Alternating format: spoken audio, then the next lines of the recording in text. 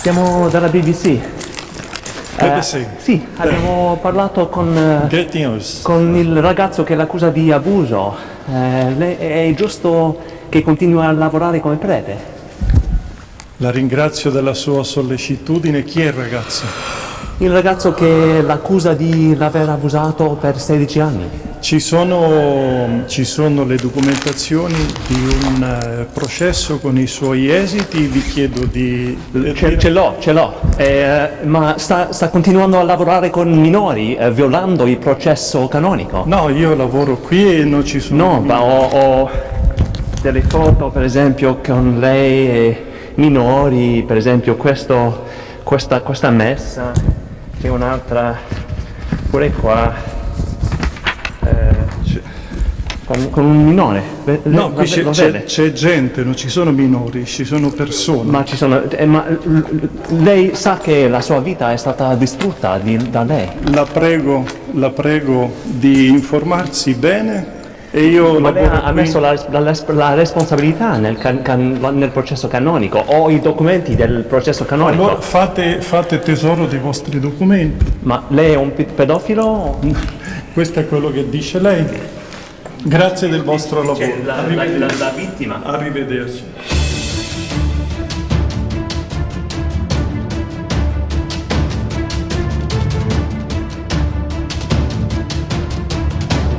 Assalamualaikum warahmatullahi wabarakatuh.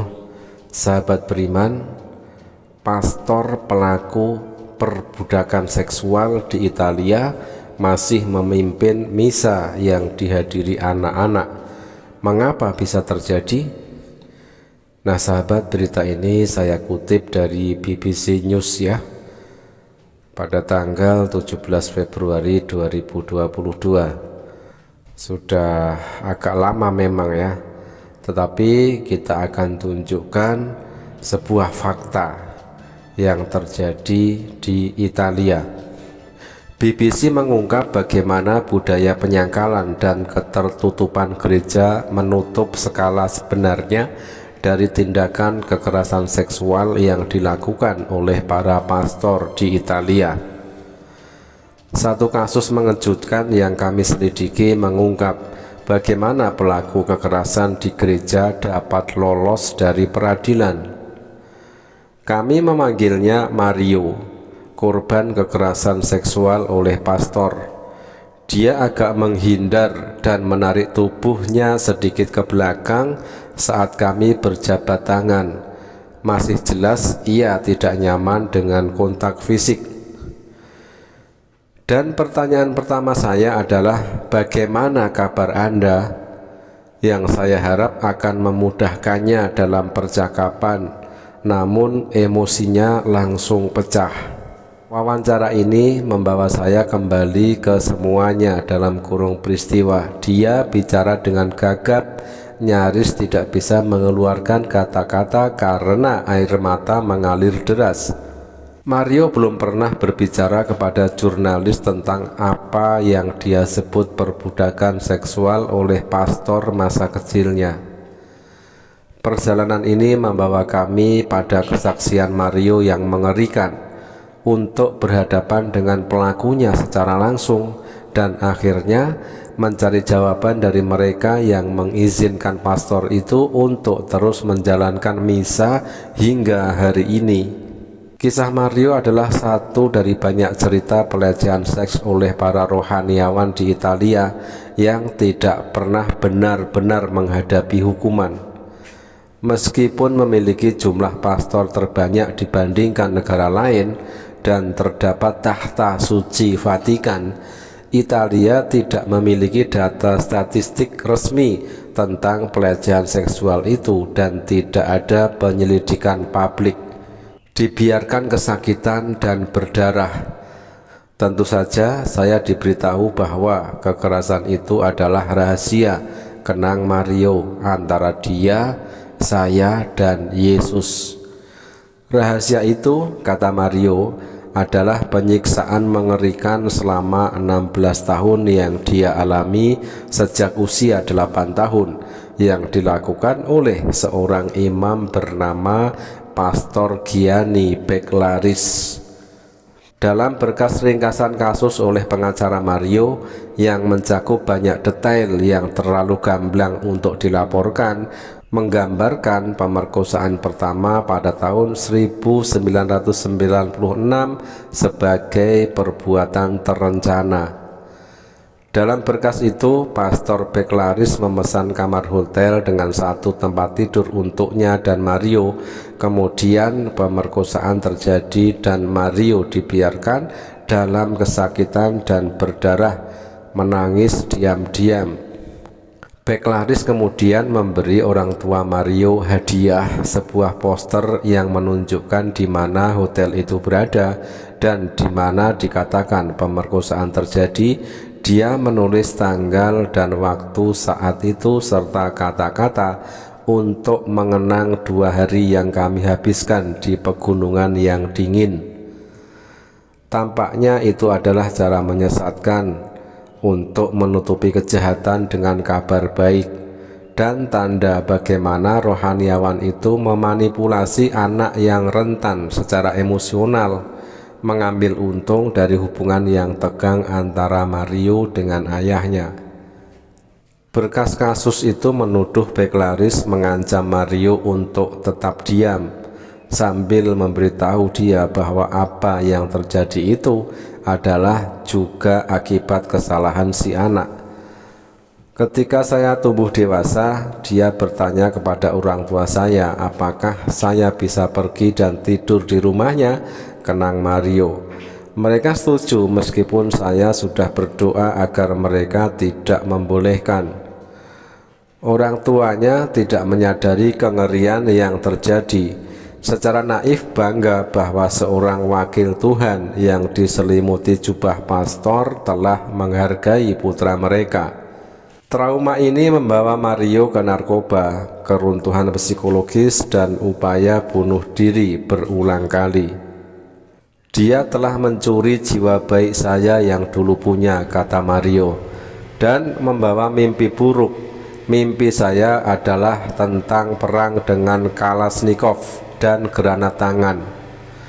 Akhirnya setelah membuka diri kepada seorang terapis, Mario mulai mencari keadilan. Langkah pertamanya adalah mendekati atasan Beklaris, Uskup Ambrogio Spreavico. Uskup Spreavico memprakarsai pengadilan di bawah hukum kanon hukum gereja Katolik yang digunakan untuk menangani masalah internal. Putusan yang kami peroleh dari pengadilan hukum kanonik itu menunjukkan hakim menemukan bahwa Beklaris jelas bersalah atas tuduhan yang ditujukan kepadanya.